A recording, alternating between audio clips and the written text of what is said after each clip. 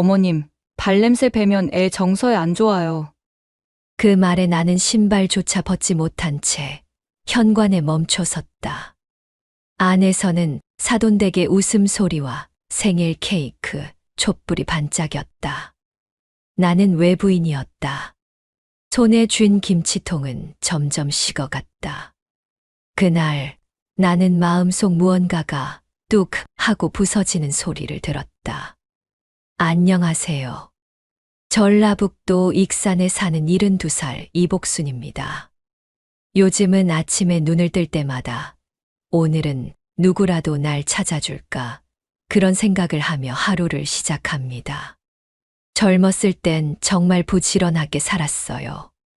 시장 좌판에 나가 물건도 팔고 새벽에는 도시락 배달도 하며 혼자 외동아들 하나를 키워냈죠. 남편은 일찍 세상을 떠났고 제 인생 전부는 아들 하나뿐이었어요. 그래서 아들 결혼할 때 있는 거 없는 거 다 털어 작은 전셋집도 해주고 지금 아들 부부가 사는 집도 제 명의로 해뒀습니다. 그때까지만 해도 저는 이 집이 언젠가 제 노후의 안식처가 될 거라고 믿었죠. 하지만 세상은 참 뜻대로 되지 않더라고요. 며느리가 처음엔 참 착한 줄 알았어요.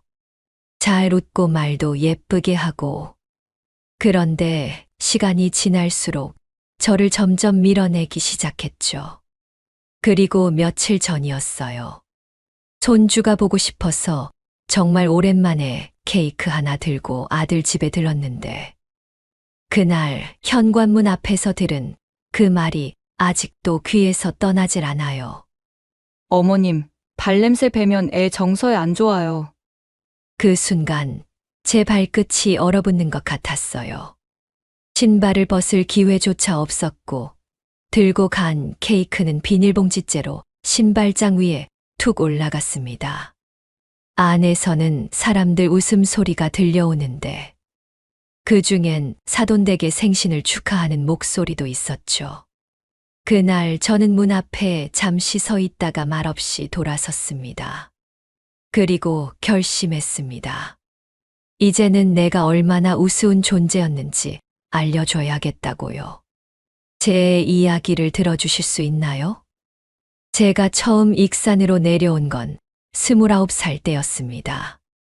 서울서 살던 남편이 병을 얻어 시골 공기 좋은 곳에서 요양이라도 해보자며 내려왔죠. 남편은 오래 버티지 못하고 33세 세상을 떠났습니다. 그때 제 품엔 갓돌 지난 아들 하나뿐이었죠.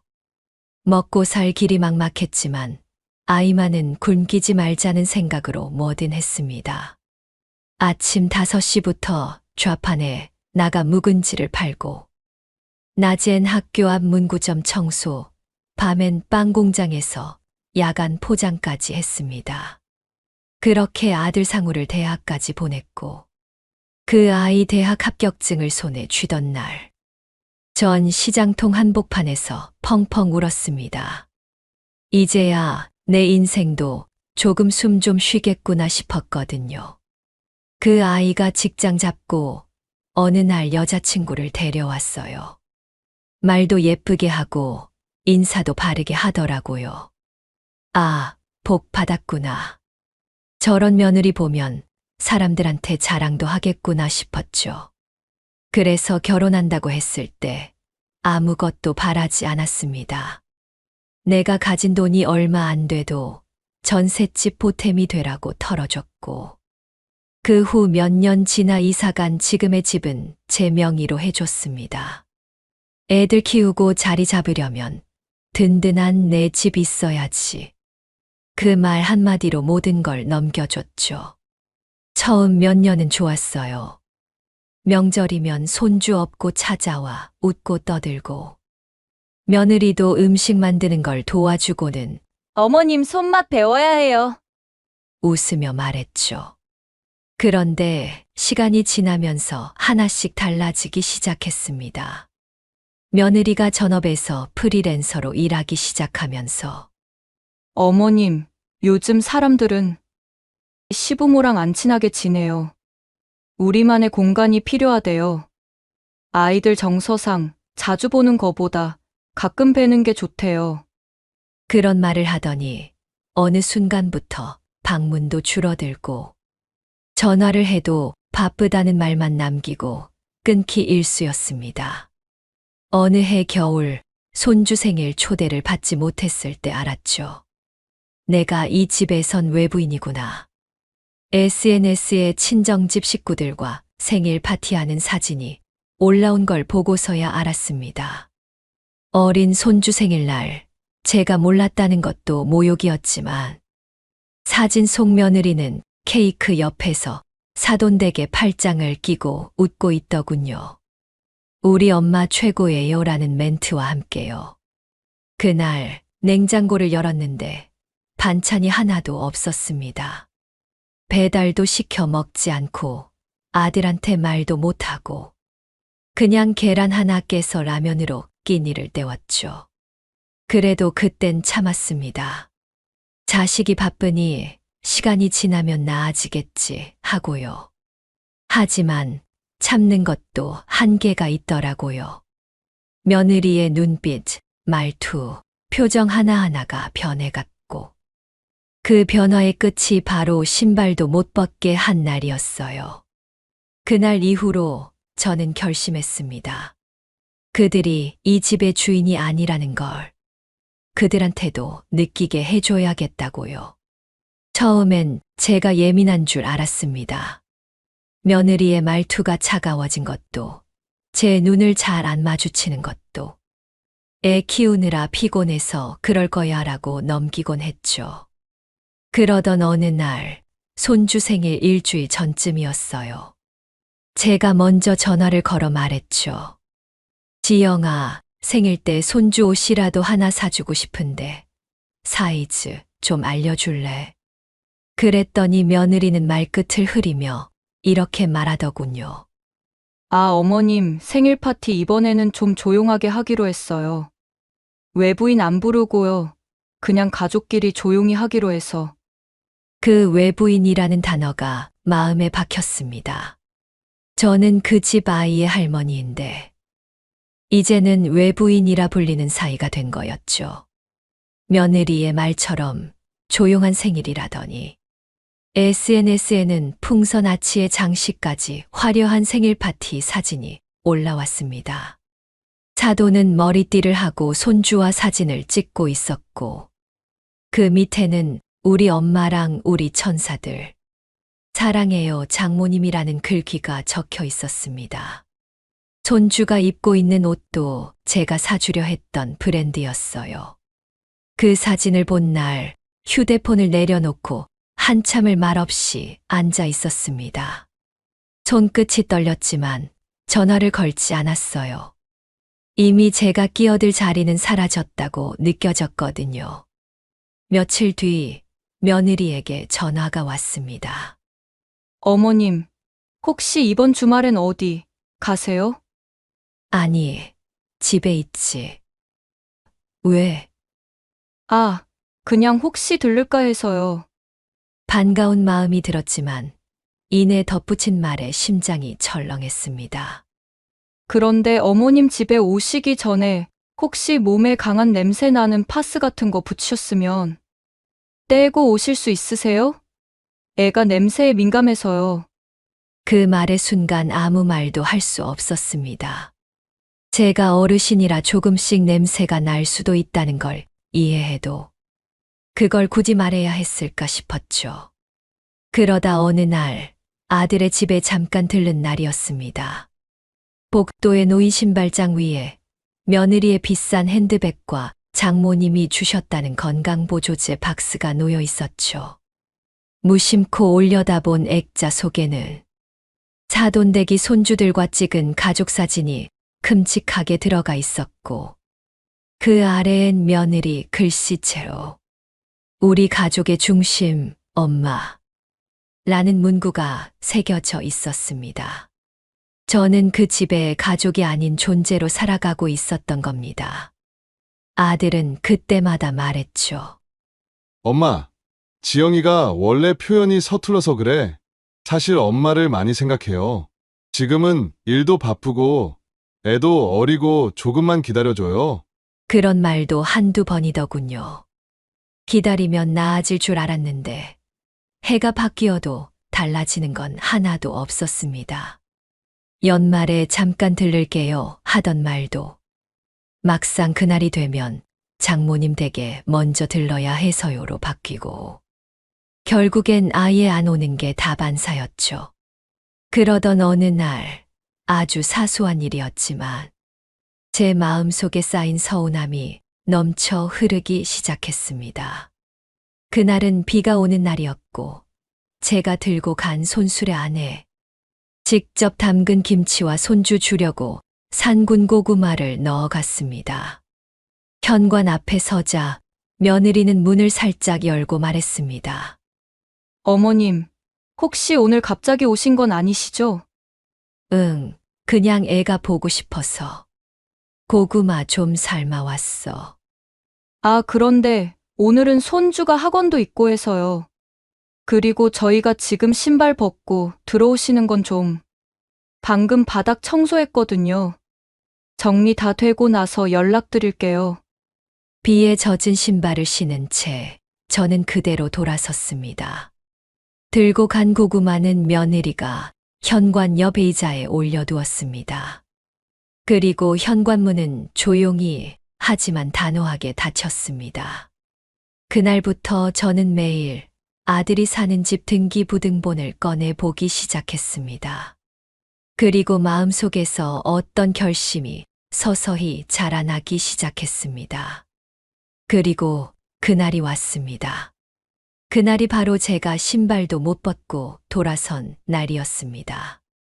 손주가 보고 싶어서 작은 케이크 하나 들고 아들 집을 찾았습니다. 일부러 연락도 안 했습니다.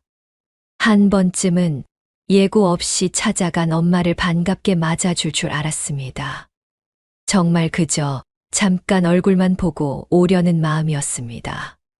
현관문 앞에 섰을 때 안에서는 웃음소리와 떠드는 소리가 들렸습니다. 아, 장모님, 여기 앉으세요. 우와, 진짜 이 레스토랑보다 더 예쁘게 세팅했네. 화려한 접시 소리, 고급스러운 향이 코를 스쳤습니다. 문을 열고 나온 사람은 며느리였습니다. 어머님 오늘 무슨 일이세요? 차가운 눈빛, 입꼬리는 웃고 있었지만 눈동자는 딱딱하게 굳어 있었습니다. 손주 얼굴 좀 보려고 이거 딸기 케이크 사왔어. 지은이가 딸기 좋아한다 했잖니. 아, 그런데 어머님, 오늘은 좀 곤란한 날이에요. 지금 손님들 많이 와 계시고 솔직히 말하면 어머님, 지금은 좀 불편하실 수도 있어서요. 그럼 잠깐 얼굴이라도. 그리고 솔직히 말씀드리면 양말의 냄새가 배면 애가 좀 예민해서요. 발냄새 같은 거 애가 싫어하거든요. 그래서 신발은 벗지 마시고 그냥 돌아가시는 게 나을 것 같아요.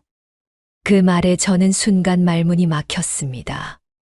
비닐봉지 안에 든 케이크를 다시 꽉 쥐었지만 손끝이 떨렸습니다. 이거라도 지은이 먹일 수 있을까 했어. 아, 어머님 초코 들어간 거예요? 애 알레르기 있는데 이런 거는 앞으로 사오지 않으셨으면 좋겠어요. 그녀는 그 말을 하며 비닐봉지를 제 손에서 빼앗듯 받아들더니 신발장 위에 툭 올려놓고는 말했습니다. 오래 계시면 아이한테 안 좋아요. 다음엔 미리 약속하고 오세요. 부탁드릴게요. 그 순간 안에서 들려오는 목소리들. 지영 씨, 얼른 안 오고 뭐 해요? 여기 와인 더 주세요. 장모님 잔 비었어요. 며느리는 문틈으로 안을 힐끔 보고 죄송해요, 어머님. 다음에 꼭 모실게요. 그리고는 현관문을 쿵 닫았습니다. 현관문 너머에서 계속 들리는 웃음소리. 저는 한참을 그 앞에 서 있었습니다. 그저 내 손끝에 묻은 생크림을 멍하니 바라보며 말이죠. 내가 이 집의 주인인데 나보고 외부인이라 했구나. 그날 저녁 집으로 돌아오며 저는 말없이 서랍장을 열었습니다. 오래전 남편과 함께 정리했던 부동산 서류가 들어있는 그 서랍을요. 그래, 이 집 내 이름으로 돼 있지. 그리고 그날 밤 등기부등본을 다시 꺼내 확인했습니다. 부동산 중개소에 전화를 걸고 매매 가능 여부를 문의했습니다. 며칠 뒤 점례 할머니를 만나러 나가던 길에 며느리에게 문자가 왔습니다. 어머님, 요즘 왜 연락이 없으세요? 지은이도 보고 싶어 해요. 다음 주에 시간 괜찮으시면 뵈러 갈게요. 그 문자를 보며 저는 혼잣말을 했습니다. 내가 이 집을 팔면 그 아이가 날 외부인이라 할 수 있을까? 그제서야 마음속에서 자라나던 결심이 확고해졌습니다. 이제는 보여줄 때가 왔다고요. 내가 이 집의 주인이라는 걸. 며칠 뒤 부동산 중개사무소에서 연락이 왔습니다. 어르신 문의하셨던 집 매매 가능하시고 요즘 이 동네 매물 귀해서 바로 나갈 겁니다. 그 말을 들은 순간 제 안에 있던 두려움과 미련이 사라졌습니다. 그래, 이젠 더는 기다릴 이유도 없고 참을 이유도 없다. 그 길로 서류를 준비했고 중개사와 만나 매매 절차를 밟기 시작했습니다. 매수인이 나타나는 데는 사흘도 걸리지 않았습니다. 계약서에 서명하면서도 손이 떨리지 않았습니다. 오히려 이상하리만큼 마음이 평온했습니다. 그 다음 날 아들과 며느리에게는 아무 말도 하지 않았습니다. 그저 이삿짐을 천천히 싸고 제가 살던 작은 방에 있는 책상 위에 메모 하나만 남겼습니다. 이 집은 내 인생의 마지막 자존심이었다. 이제 그걸 내가 지켰다는 사실만으로도 충분하다. 행복하게 잘 살아라. 그리고 조용히 익산 시내 외곽의 단층 전셋집으로 이사했습니다. 작고 낡은 집이지만 제 마음엔 오래간만에 햇볕이 들어오는 것 같았습니다. 텃밭도 있고 점례 할머니랑 시장도 함께 다니고 무엇보다 이젠 제 발 냄새 걱정 없이 신발을 벗을 수 있었습니다. 그렇게 며칠이 지났을까. 아들에게서 전화가 왔습니다. 다급한 목소리. 엄마! 엄마 지금 어디세요? 집 팔았다는 말이 무슨 뜻이에요? 이사 나간다는 얘기 왜 안 하셨어요? 잠시 정적 후 뒤이어 들리는 며느리의 목소리. 어머님, 혹시 지금 농담이시죠? 그 집 저희가 살던 집이에요. 애들 정든 집이라고요. 저는 차분하게 대답했습니다. 정은 현관 앞에서 신발 못 벗게 할 때 끝났지. 그 순간 전화기 너머로 아무 소리도 들리지 않았습니다. 잠시 뒤 아들의 말. 엄마 그 집 엄마 명의였어요? 그래. 그리고 그 집에서 날 밀어낸 것도 너희였고. 아들의 말투는 흔들렸습니다. 엄마, 나 진짜 몰랐어. 지영이가 그렇게까지 그런 말 한 줄 몰랐어. 엄마, 우리 다시 얘기할 수 없을까? 그 목소리에 저는 순간 흔들릴 뻔했지만 곧바로 생각났습니다. 신발도 못 벗게 했던 날, 손에 묻은 생크림의 촉감, 그리고 외부인이란 말. 그래, 다시 얘기하자. 근데 그 전에 내가 날 어떻게 대했는지부터 생각해 보렴. 그렇게 통화를 끊고 나서야 이제 정말 내 삶을 살겠다는 확신이 들었습니다. 하지만 평온한 날이 오래 가지는 않았습니다. 며칠 후 동네 통장님이 전한 이야기. 자네 아들 며느리가 요양원 상담 받았던 거. 그게 자네 때문이었다는 소문이 있더라고. 어르신 치매 초기라 사전 보호자 동의받으려고 했다던데. 그 말을 들은 순간 등줄기에 소름이 돋았습니다. 요양원 상담, 치매. 그때 떠올랐습니다. 며느리가 몇 달 전 휴대폰으로 이상한 문자를 몰래 보내던 모습. 어머님 혹시 요즘 건망증 심해지셨어요? 병원은 다니시나요? 그 질문들이 그냥 지나가는 말이 아니었구나. 집을 판 건 끝이 아니라 그저 시작일지도 모른다는 예감이 들었습니다. 동네 통장님의 말이 계속 머릿속을 맴돌았습니다. 요양원 상담받았던 거 어르신 치매라서 그랬다더라고. 그 말에 혼란스러워진 저는 집을 정리하며 쌓아둔 문서 뭉치를 꺼내기 시작했습니다. 가끔 아들이 이건 어머님 이름으로 돼 있으니까 정리해드릴게요 하며 가져갔던 서류들. 그 중에는 의료 서류도 있었습니다. 며느리 지영이 손글씨로 메모된 메모지 한 장이 붙어 있었죠. 복순 어르신 기억력 감퇴, 행동 예측 불가, 가족의 안전과 보호 필요, 치매 검사 재권유 필요. 제 이름 석자가 그렇게 쓰여 있는 걸 보며 숨이 턱 막혔습니다. 그러고 보니 며칠 전에도 어머님, 혹시 약 드셨는지 잊으신 거예요? 지난주에 우리 집 오셨던 거 기억 못 하시더라고요. 같은 말을 무심하게 내뱉던 며느리의 표정이 떠올랐습니다. 그건 걱정이 아니라 각본이었던 겁니다. 요양원 상담. 그건 사고가 아니라 계획이었습니다. 그리고 그 계획은 제가 치매 증세를 보이는 노인이 되어야만 가능한 시나리오였겠죠. 그제서야 이해가 됐습니다. 왜 갑자기 병원 진료를 같이 가자고 했는지, 왜 계속 건강검진 이야기를 꺼냈는지, 왜 손주를 핑계로 저를 배제하려 했는지. 그녀는 저를 밀어내는 게 아니라 법적으로 배제하려 했던 겁니다. 며칠 뒤 익산보건소에서 전화가 왔습니다. 이복순 어르신 맞으시죠? 상담 신청하신 건에 대해 예약 확인차 연락드렸습니다. 상담이요? 네. 보호자분께서 초기 치매 의심 증상으로 상담 예약하셨습니다. 어르신도 동의하셨다고 해서. 제가요? 제가 언제요? 보호자분이 사전 동의서 제출하셨던데요. 그 순간 온몸이 얼어붙었습니다. 누군가 제 사인을 흉내내고 제 인생을 몰래 결정하고 있었던 겁니다. 전화를 끊고 앉은 제 손은 떨리고 있었습니다. 그러다 무심코 휴대폰을 열어 사진첩을 열었습니다.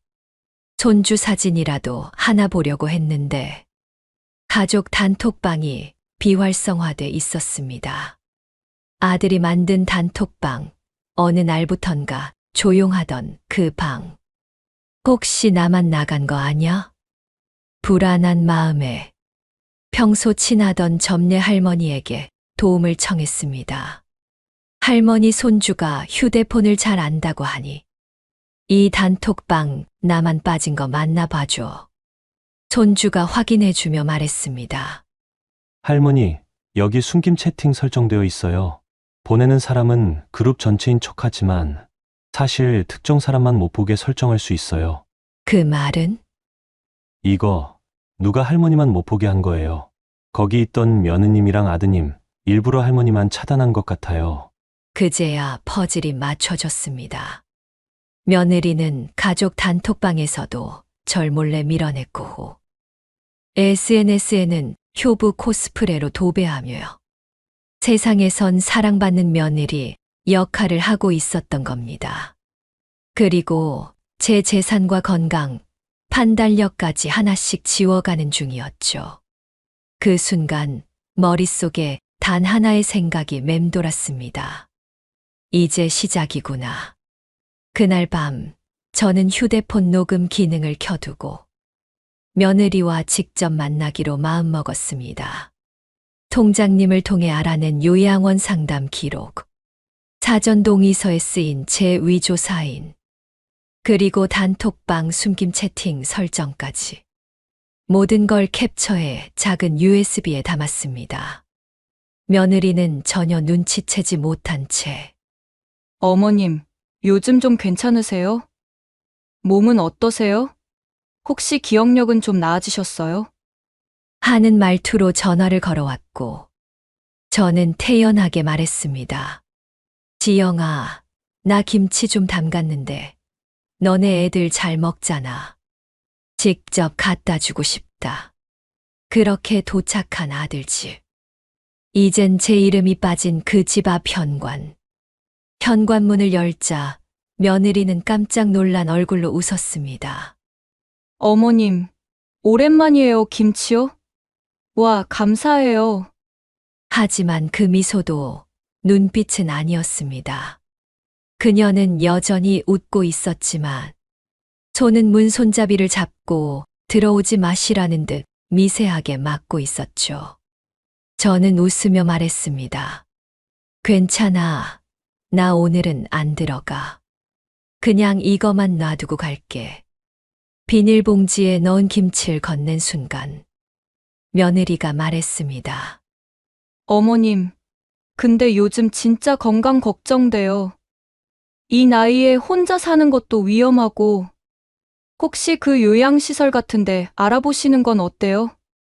그 말에 저는 가만히 며느리를 바라보며 대답했습니다. 그 요양원 상담 예약은 잘 됐니? 그녀의 얼굴이 얼어붙었습니다. 네, 내가 보건소에 예약해 놨잖아. 내 이름으로 내 사인 위조해서 어머님, 무슨 말씀을 그렇게? 내가 치매라며 기억력 감퇴에 행동 예측 불가. 너 내 인생 지우려고 작정했지. 그 순간 아들이 안에서 나왔습니다. 엄마 무슨 소리야? 지영이가 왜 그래? 너도 몰랐니? 내 아내가 날 요양원에 몰래 보내려 했다는 거. 단톡방도 병원 예약도 동의서도 다 꾸며서 아들의 얼굴도 하얗게 질렸습니다. 며느리는 급히 말했습니다. 아니에요. 오해예요. 그건 어머님을 생각해서 그런 거예요. 그냥 혹시라도 어머님이 갑자기 혼자 쓰러지시면 어떡하나 해서. 내가 쓰러지기만 기다렸던 거겠지. 그러면 집도 돈도 모든 것도 니네 거 되니까. 잠시 정적이 흐르고 저는 가방에서 작은 USB를 꺼내며 말했습니다. 이 안에 다 있어. 내가 했던 말, 보건소 통화, 단톡방 설정, 사인 위조까지. 그 순간 며느리의 눈빛이 흔들렸고 아들의 얼굴은 멍하니 굳어 있었습니다. 근데 이건 시작이야. 진짜 끝은 지금부터야. 며느리는 순간 표정을 바꿨습니다. 눈동자가 흔들리더니 이내 고개를 높이 들고 말했습니다. 어머님, 증거라니요. 그건 다 오해에서 비롯된 거예요. 그렇게까지 날 의심하시다니. 정말 실망이에요. 그녀는 자신이 피해자인 척 태도를 바꾸며 저를 심리적으로 다시 몰아가려 했습니다. 하지만 이번엔 제가 물러서지 않았습니다. 실망스러운 건 나지. 너처럼 영악한 사람이 내 얼굴 보고 어머님 하며 웃었던 게 아들은 두 사람 사이에서 어쩔 줄 몰라 하며 말했습니다. 엄마 진짜 괜찮은 거 맞지? 혹시 누가 거짓 정보로? 상우야, 이건 내가 묻는 게 아니야. 지금까지 내가 얼마나 너희 앞에서 스스로를 지워왔는지. 제발 내 눈으로 좀 봐. 저는 아들의 손에 USB를 쥐어주며 말했습니다. 이 안에 다 있어. 정신병력 조작하려던 거. 내 이름으로 요양원 사전 등록한 거. SNS에선 효부 코스프레 하면서. 뒤로는 날 위험 인물로 만든 기록까지. 며느리는 이를 악물고 말했습니다. 그 집 팔았다고요? 그게 진짜 어머님 이름이었어도 우린 그 집에서 살았던 가족이에요.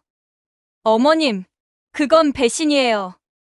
그 말에 저는 조용히 단호하게 말했습니다. 배신은 신발조차 벗지 못하게 했던 내 말에서 시작됐지. 발냄새 배면 애정서에 안 좋다 하던 그 말. 난 그날 가족이 아니라 방해자가 됐단 걸 깨달았어. 순간 아들이 고개를 떨구었습니다. 그리고 며느리를 바라보며 처음으로 물었습니다. 지영아, 그거 정말 사실이야? 우리 엄마 몰래 요양원 보내려 했던 거야? 며느리는 아무 말도 하지 않았습니다. 그저 입술만 깨물고 있었고 그 침묵이 곧 대답이 됐습니다. 저는 고개를 끄덕이며 마지막 말을 건넸습니다. 이제 내 인생 내 손으로 지킬 거야. 그리고 내가 너희한테 어떤 존재였는지 세상 사람들한테도 알려줄 거다. 그날 밤 저는 지역 커뮤니티 게시판에 글을 올렸습니다. 며느리에게 치매로 몰려 요양원 갈 뻔한 할머니의 사연이라는 제목으로. 그리고 다음 날 아침 그 게시물은 순식간에 수십 개의 댓글과 공유로 퍼졌습니다. 저도 비슷한 경험 있어요. 이건 진짜 너무하다. 할머니, 응원합니다. 꼭 진실 밝혀주세요. 그 글을 본 며느리는 전화를 걸어왔습니다. 어머님, 제발 그만하세요. 이러시면 저희 집안이 다 무너져요. 하지만 저는 단호히 말했습니다. 무너뜨린 건 나 아니야. 너희가 만든 거짓말의 집이 스스로 무너지고 있는 거야. 인터넷 커뮤니티에 올린 제 글은 빠르게 퍼져나갔고 그중 한 사람이 제게 개인 쪽지를 보냈습니다. 어르신, 저희 단체에서 고령자 인권 상담 무료로 진행하고 있습니다. 원하시면 도와드릴 수 있어요. 처음엔 조심스러웠지만 그분과 통화한 뒤 저는 익산시 노인복지센터를 찾았습니다. 상담을 해준 정이라는 젊은 사회복지사는 제 얘기를 처음부터 끝까지 듣고 이렇게 말했습니다. 할머니, 이건 단순한 가족 갈등이 아니에요. 경제적 학대, 인격적 모욕, 명예훼손까지 가능성이 있어요. 게다가 보호자 동의서 위조는 명백한 문서 위조입니다. 그 말을 들은 순간 전 마음속에 다짐이 생겼습니다. 이젠 나를 지키는 싸움을 시작해야겠다. 정희 씨는 법률구조공단의 변호사와 연결해줬고 저는 USB 자료를 모두 넘기며 공식 진술을 시작했습니다. 동시에 동네 통장님이 증언해 주시겠다고 나섰습니다. 며느리가 요양원 상담한 거 나도 들었어요. 어르신께 말도 없이 혼자 다니더라고요. 그 말 한마디가 저에겐 큰 용기였습니다. 며칠 뒤 며느리 지영에게 내용 증명이 전달됐습니다. 사전 동의 없는 치매 진단 상담, 민문서 위조에 대한 공식 해명 욕구, 부동산 명의와 관련된 허위, 진술 및 재산 강탈 시도에 대한 정정 요청. 며느리는 당황해 저를 찾아왔습니다. 어머님, 이게 뭐예요? 어르신답지 않게 왜 이렇게까지 하세요? 저는 그녀의 눈을 똑바로 바라보며 말했습니다. 내가 어르신이라 내 마음대로 될 줄 알았니? 이제 그 착각 깨줄게. 그녀는 황급히 아들에게 전화했고 아들은 중재를 해보겠다며 연락해왔습니다. 엄마, 지영이 잘못한 건 알겠는데 이걸 공론화까지 할 일은 아니잖아요. 공론화? 너희가 날 지우려 한순간부터 이건 가족 문제가 아니라 사회 문제가 된 거야. 그 후 익산시에서 활동 중인 노년인권단체가 저희 사연을 사례로 정식 채택했습니다. 가족 내 고립과 고령자 재산권 침해 사례로 말이죠. 기자 한 명이 취재를 요청했고 저는 얼굴을 가린 채 인터뷰에 응했습니다. 나는 그저 가족이었고 싶었을 뿐이에요. 하지만 그들은 날 점점 지워갔어요. 이제 내 목소리를 낼 차례입니다. 그날 인터뷰는 지역신문 온라인판에 실렸고 며느리의 회사 사람들도 기사를 봤습니다. 그리고 그제서야 며느리가 저에게 처음으로 무릎을 꿇었습니다. 어머님, 제가 잘못했어요. 그땐 몰랐어요. 어머님이 이렇게까지 하실 줄은. 하지만 저는 그 무릎을 바라보며 차갑게 말했습니다. 너는 내가 이렇게까지 안 할 줄 알고 그동안 날 무시했던 거겠지. 며느리는 결국 회사를 그만뒀습니다. 인터뷰 기사 이후 그녀가 치매 위조 사건의 중심 인물로 거론되면서 직장 내 동료들과 상사들의 시선이 달라졌다고 했습니다. 회사 사람들이 저보고 앞에선 효부인 척하더니 뒤에선 치밀하게 노인 밀어냈다고 해요. 그녀는 울먹이며 말했지만 저는 아무 말도 하지 않았습니다. 단 한마디의 동정도 이제는 남아있지 않았기 때문입니다. 동네 사람들의 시선도 바뀌었습니다. 어르신, 진짜 용감하셨어요. 그동안 마음고생 많으셨죠. 근데 이렇게 정면 승부하시는 거 보고 저도 우리 시어머니 다시 생각하게 됐어요. 그 말들을 들을 때마다 가슴이 벅차면서도 뭔가 시원하게 내려앉는 기분이 들었습니다. 가장 놀라운 건 아들이었습니다. 엄마, 미안해. 진짜 미안해. 그동안 엄마 말 안 듣고 지영이 말만 믿고. 내가 믿은 게 문제가 아니야. 내가 침묵한 게 문제였지. 근데 이제 더는 참지 않아. 아들은 이혼을 고민하고 있다고 했습니다. 지영이랑 다시는 같은 눈으로 사람을 못 보겠어. 저는 그 선택까지도 강요하지 않았습니다. 이건 내 인생이니까.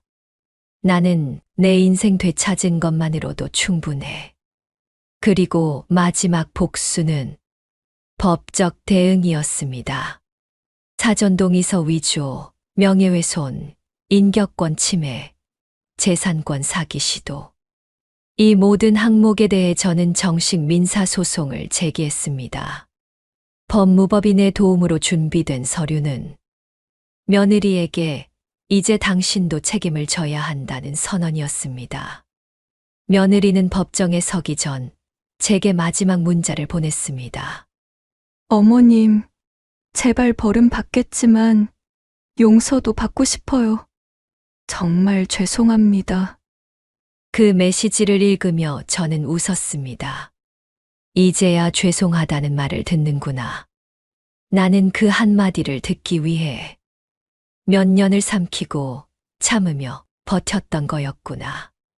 법정에서 판사는 원고가 받은 정신적 피해, 재산 피해는 명백하며 피고는 이에 대한 법적 책임을 져야 한다고 판결했습니다.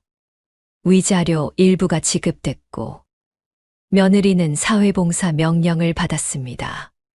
이제는 내가 아닌 그녀가 사람들의 시선을 피하며 살아가야 할 차례였습니다. 그날 이후 저는 익산시립도서관에서 책을 읽고 텃밭에서 상추를 키우고 시장통에서 점례 할머니와 도란도란 수다를 떨며 살아갑니다. 복순 할머니, 요즘 얼굴이 화사하셔. 그냥 오래 참던 거 하나 비워냈더니 속이 다 시원하네요. 이제야 저는 다시 저 자신으로 돌아온 기분입니다. 그리고 그 누구도 내 존엄을 함부로 훼손할 수 없다는 걸 배웠습니다. 지금 저는 익산 외곽의 작은 단층집에 살고 있습니다. 비록 도시 한복판의 아파트는 아니지만 햇볕 잘 드는 마당이 있고 텃밭에는 가지, 상추, 방울토마토가 제철을 맞고 있지요. 매일 새벽 따뜻한 차 한 잔을 마시고 시장에 나가 점례 할머니랑 도란도란 이야기꽃을 피우며 이전에는 잊고 살았던 내 삶의 속도라는 걸 되찾아가고 있습니다.